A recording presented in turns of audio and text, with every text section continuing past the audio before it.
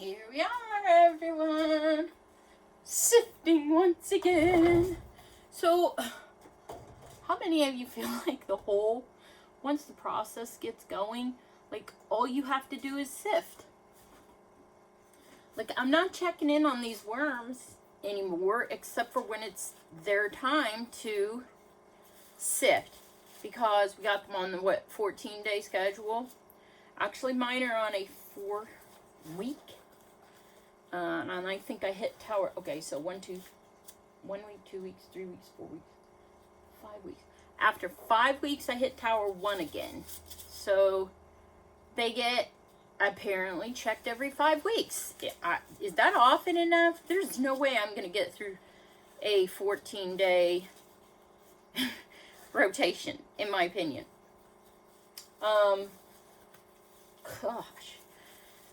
Maybe if I get my substrate to where it's super broke down that, man, we rock and roll through, or some sort of a commercial trauma type system.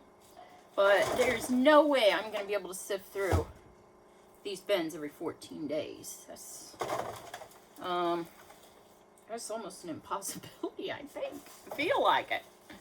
Okay, so what I've got here is, this is my first bin for the day to sift for tower 4. And then over here, I've collected some extra breeders from the growers with the trap. Put them over top of some of the pre-compost last night. Watered it down really good, so hopefully the moisture would attract them out of the trap and into this pre-compost. Now that's going to be where I put my overs. We're going to mix that all together to reset this bin. The moisture level seems a little high here. I don't think it's going to sift out great, but we're going to give it a shot anyway. We want to at least get as many castings and cocoons out of here. And I'm noticing already that I did add some breeders from the grower bins into this bin, actually, because I see Euros in here.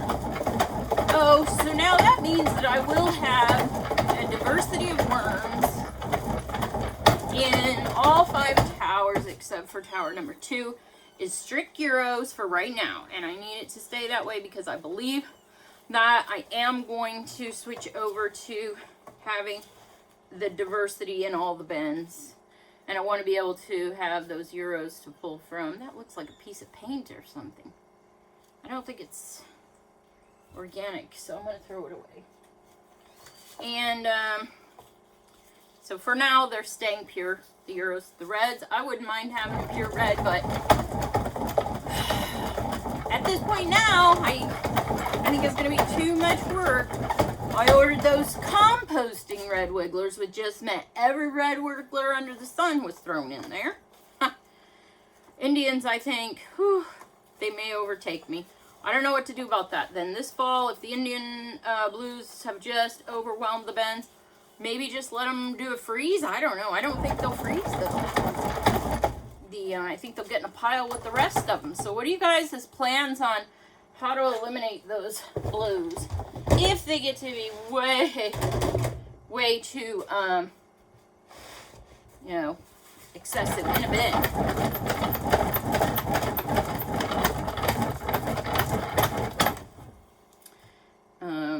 You just pick them out. Is there certain traps? I tried the chasing the blues away, through the light method, and those that ran away faster. Boy, I got good cocoon numbers in this. So what I'm thinking caused it is moisture. This bin is a lot more moist. Okay, so here's the thing. I'm watching all these YouTubers doing the sifting and going through their bins, and I'm like, why do they not have filthy hands? Gotta bring my bus tub over here, and I don't know, for some reason they may be picking a selective bin that's not too wet. What's going on, guys? I'm struggling over here to try to stay clean. Oh, we got cocoons down here too. It's okay. This is the diversity of what we're after. This is what we're after. Oh, I was thinking, it looks like everything's moving, so I thought that perhaps it was bunch of little wisps, but it's not. It's just the castings falling apart because, well, they're that moist. Okay. So the next thing we'll try, we'll see how long I can stand it, would be to sift these. We should put that paper down there. See if it's even getting enough to make it worth running this thing this long.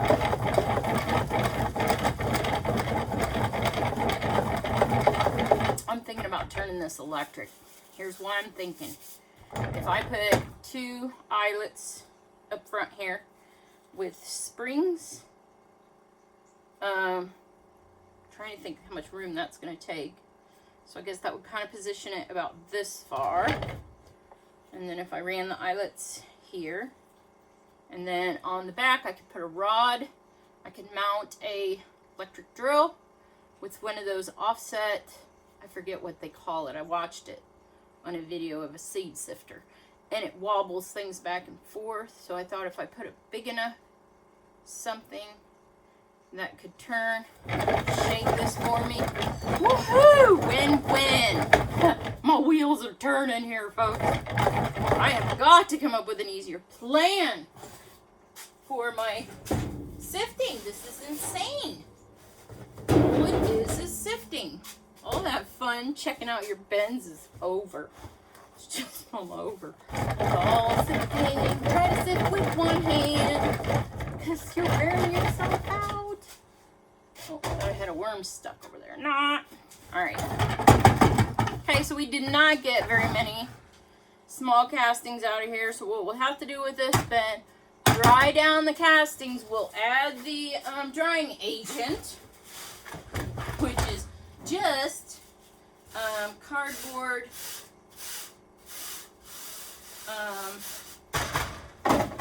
What do you call it? Shredded. Alright, not so crazy about the amounts. But we'll dry her down. We'll sift it again. It'll be a beautiful thing. We all gotta stay, remain positive. Alright. We will load up again.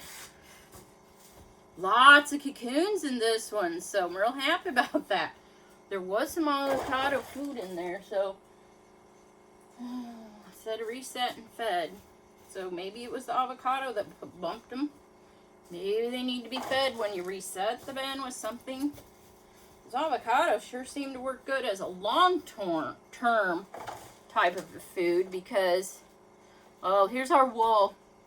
3-1 it would have been put in there. So we're at 1 month and it's breaking down real nice. I got cocoons in there. Okay, see, this is just nearly, see a bunch of little balls in there. Like maybe that's a fungus happening. There's a worm trying to, and cocoons, so they're, see how they're loving it. Now this is really breaking down fine. It's moist. It's so moist for them. They're loving it. Okay, so I just picking them out in big chunks. I'm sending it over to the stick pine cone. Nice big. I like to just look at that, how it just breaks right apart now. If you really wanted to break that all up and put that in there, that would be amazing. You know what would be amazing? If you wanted to spring for it, to buy the pellets and then just put the pellets in there. I do not want, I don't want to spring for it, so I'm not gonna put fancy pellets or anything. It's just gonna have to be like that. It'll break down. I won't even see it in another 4 weeks. It'll be gone out of there, just into oblivion, and converted into some other nutrient, broke down and utilized. So that's amazing, and I'll just have to do that over and over again. I plan to add a whole bale. Okay, I can't even tell you what one of those whole bales of wool weighs, but it's super heavy. I'm thinking a 1-ton bale maybe. So I'm going to spread that all across the bottom of the worm wagon. It's raining right now, but you know, when it gets to start getting to be sunny and warm again, I got the wheels on the wagon, so I got to get the pepper cages out of it. We just moved, oh my gosh, last spring this year, you guys, we were hauling loads of farm equipment. Oh, it was an hour drive. We'd get about 2 loads a day by the time we unloaded. And then when we got here, it was just stick it anywhere you can find a spot to put it, because we were exhausted. And we made it. We made it this far. We're at least able to relax a little bit now, feeling good. But my husband got really sick throughout the move. And I don't know if it was just overworking. It was our diet, definitely, because we were so busy. We just stopped for dinner, you know, because, oh, it's so convenient. Plus, it's enjoyable to sit across from each other and, you know, have a moment to stop, because we never stop. Holy cow, we work 24/7. We love being out in the field. So, we think it was digestion issues, things like that, but we've corrected it now. But it took almost a year, and there's super amounts of cocoons in here, so I'm seeing some positive results from a more moist breeding bed. So I'll work on substrates that can really soak moisture, which I noticed that cow poo really does that. This is just loaded here, worms and everything. So, woohoo. I'm going to tell you, if anybody has a symptom of just profuse belch and belch and belch, like non-stop straight after you eat something or in the morning or whatever, YouTube betaine HCl challenge, or maybe just try googling HCl challenge. Within 3 days, whoa, did we have miraculous results.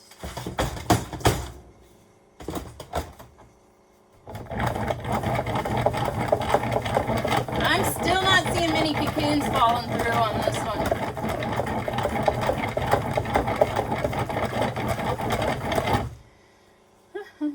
So we have gotten back to, oh my gosh, because of our diet change, 1 year, no sugar, no grain. We have gotten, I think, back up to our regular status as far as being able to work non-stop, which is super good. Because now we're making progress. Only problem is I keep learning new things, which makes us have to have more projects, more builds. That's why I just want a huge trommel sitting right out the back door. Close that in, put some heat in there just when I decide to sift. Did I do that right? Yep. And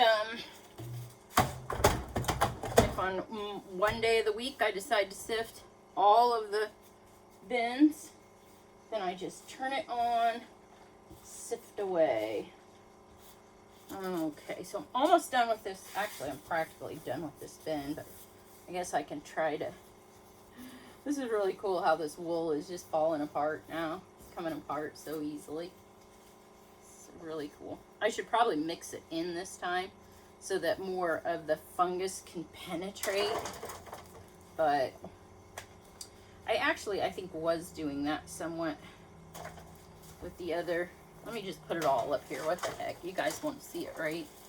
This is how the wool. Now there's a spot that's not so broken down. Seems like, you know what it is? I can tell you what it is. That's the wool that's in the center. Shouldn't put this much up here, but wanted to see what was below it. So this tower, I'm using this wool to wash this castings off of the side of the bin. So this tower had the heat mats on. So for some reason that heat mat prevented, I'm going to guess it's moisture, right? So the heat mat reduced the amount of moisture in the wool in the center of the bin. Okay? So that's why that wool is not breaking down nearly like the ones on the parts on the side of the bin. The parts on the side of the bin that just falls right apart. So that's a note. See this? See how this is just, and it just comes right apart. It just breaks.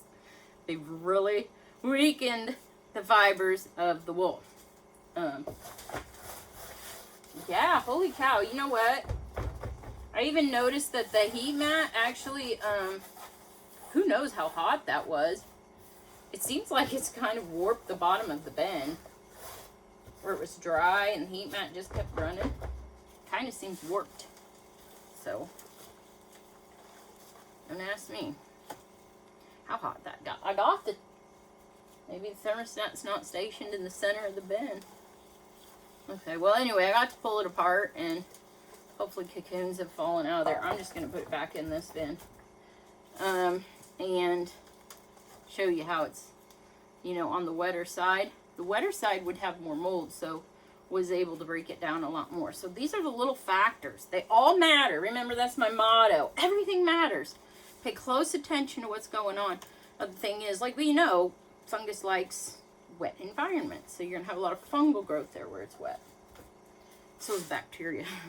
They all like it wet. And so do the worms. Alright, so I'm going to just take these back over too. Whew. Then I should stir that in, but get out whatever cocoons I can.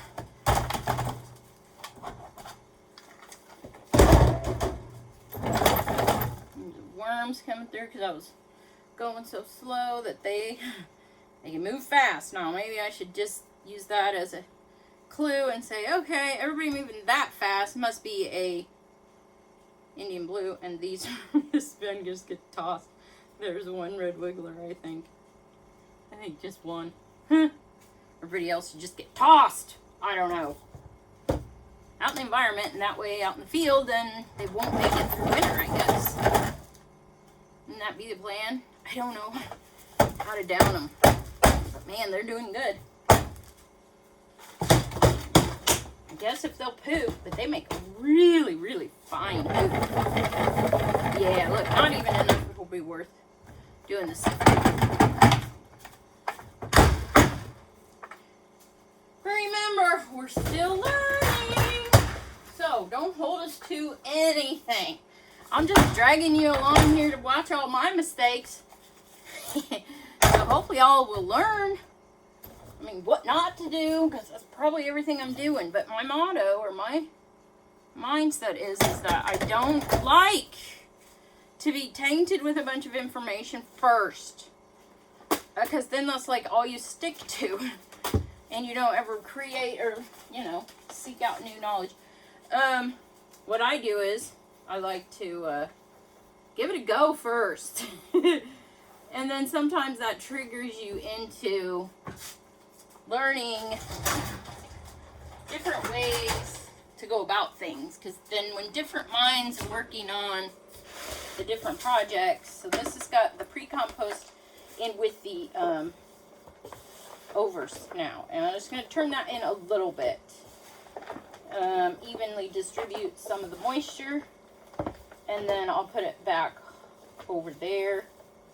I like that moisture level with those cocoons there. That went awesome. I'll just go ahead and bring this bin back over here.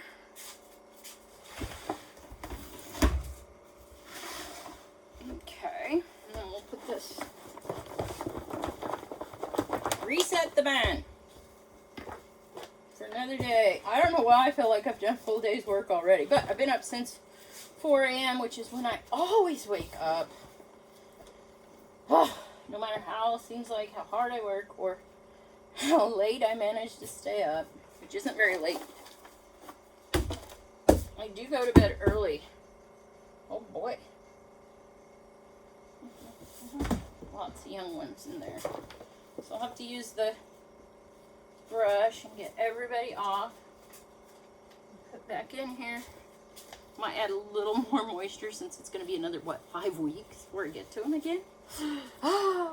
Okay, so that's it. It's a wrap. We will see you again in the next video. I'm going to go through a 55-gallon. This is a chunk of biochar. It's been in there for the 4 weeks now. So I'm hoping it's getting inoculated with all kinds of bacteria and stuff. We'll see. And I'm going to go through a 55-gallon continuous flow that we built. I think they've got enough maturity on them now. We can dig in and see what's going on. Stay tuned, you guys. Thanks for stopping by. Let me know you hung out with me today and become a permanent fixture here at the Carbon Flip. Turn the notification bell off. Just check back in about 8 months to see how much progress we've made so you don't get bored to death with all my rambling. Stay safe, and I hope to see you in the future.